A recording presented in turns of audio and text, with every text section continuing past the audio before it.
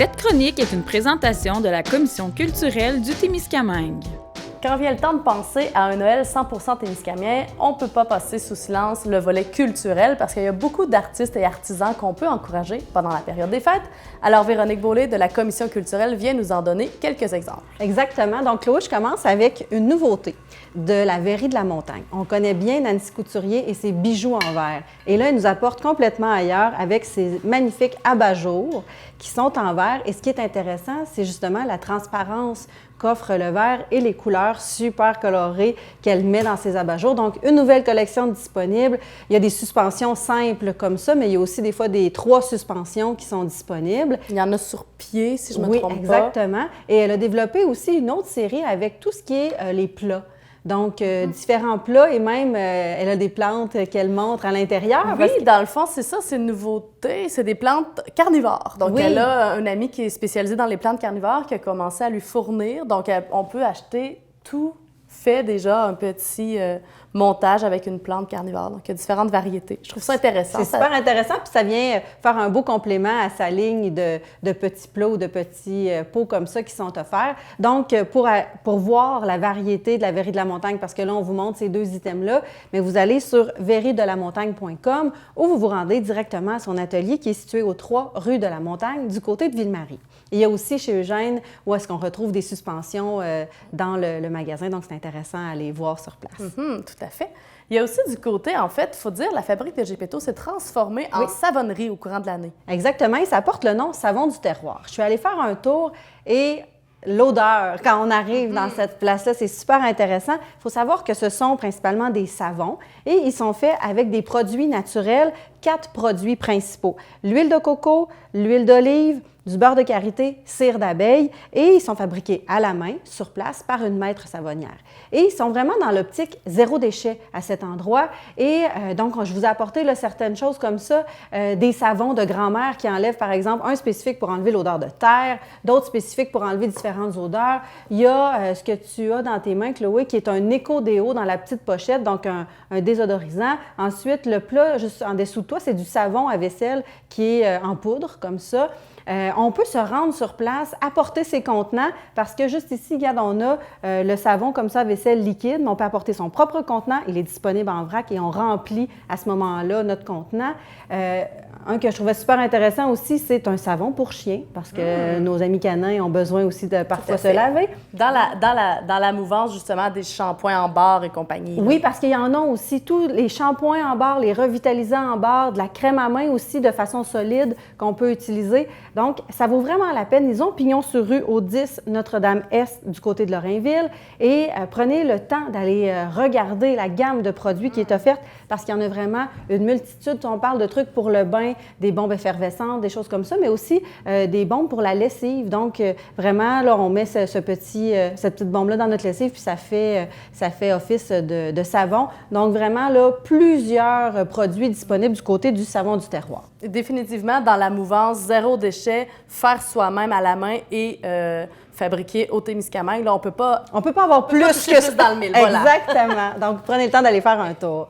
Et là, je vous amène pour le dernier point d'arrêt à un endroit où est-ce que ça foisonne. On a plusieurs artistes. Pourquoi que notre table déborde présentement? Oui. Donc, du côté de la boutique du Rift, il faut savoir qu'à la galerie du Rift, il y a une partie boutique et vraiment, il y a plusieurs produits d'artistes, artisans locaux. Je commence avec les bijoux, parce qu'on en retrouve plusieurs. Donc ici, on a Émilie Magie, qui est Émilie Bécoté, qui nous présente des bijoux qui sont faits, bon, ici avec matière recyclée, des pics de guitare, des morceaux de casse-tête. Elle travaille aussi avec la colle chaude. Elle travaille aussi avec des pellicules de film. Donc, vous avez différentes boucles d'oreilles qui sont disponibles.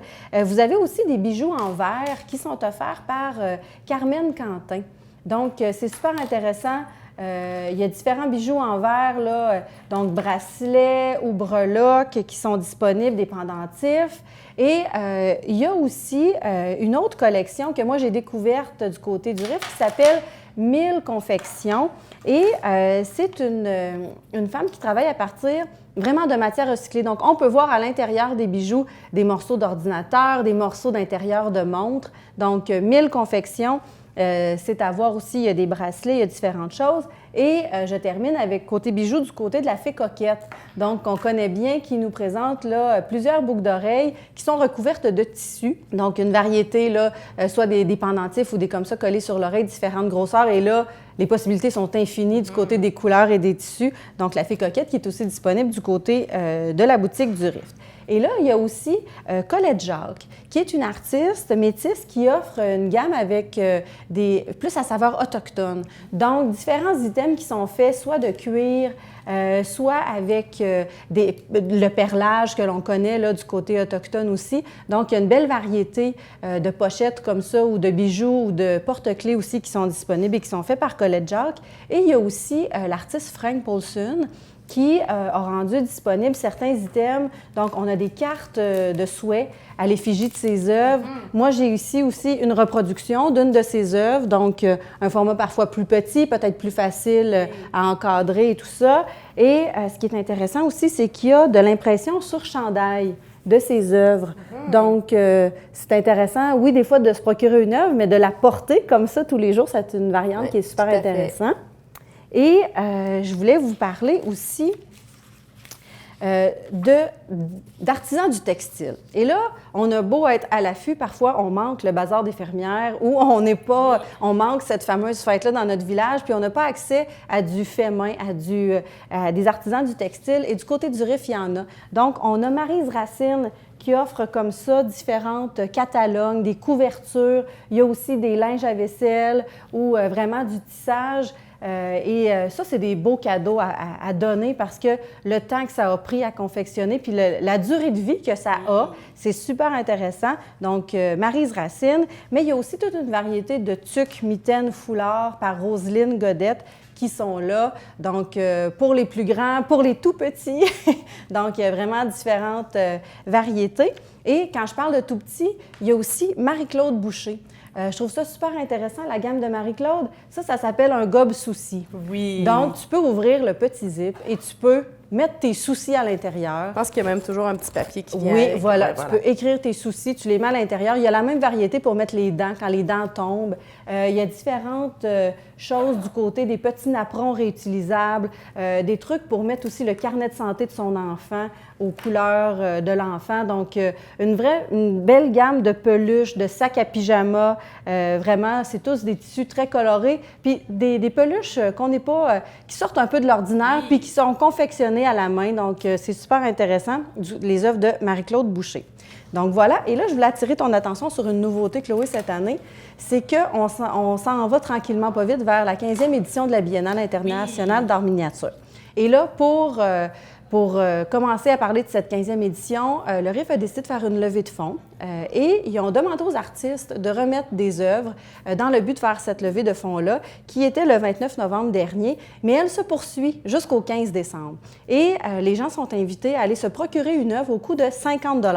Qui est très raisonnable. cher. Exactement. Oui. Donc, ça peut faire un très beau cadeau de Noël. Donc, il y a des miniatures qui seront disponibles à partir là, du 29 novembre et jusqu'au 15 décembre. Les gens vont pouvoir faire l'achat, repartir tout de suite. Donc, vraiment comme en boutique, une vente d'œuvres miniatures. Donc, c'est comme une vente éclair de miniatures. Oui, exactement. Le tout pour financer la 15e Biennale. Exactement. Donc, c'est le moment peut-être, si vous n'avez pas commencé une collection de miniatures, de le faire à coût de 50 $. Bien, ça vaut la peine. Autant des artistes de l'Abitibi-Témiscamingue que des artistes de l'international qui participent à cette levée de fonds-là. Donc, je vous invite à aller du côté du RIF jusqu'au 15 décembre. Et là, c'est sûr qu'on a nommé des adresses où est-ce qu'on peut se rendre pour aller magasiner, mais il y a toujours des endroits, je pense à Mouton Frileux, qu'on peut rejoindre sur sa page Facebook. Oui. Je pense à l'artiste Édith Laperrière via la galerie Roch Lamotte.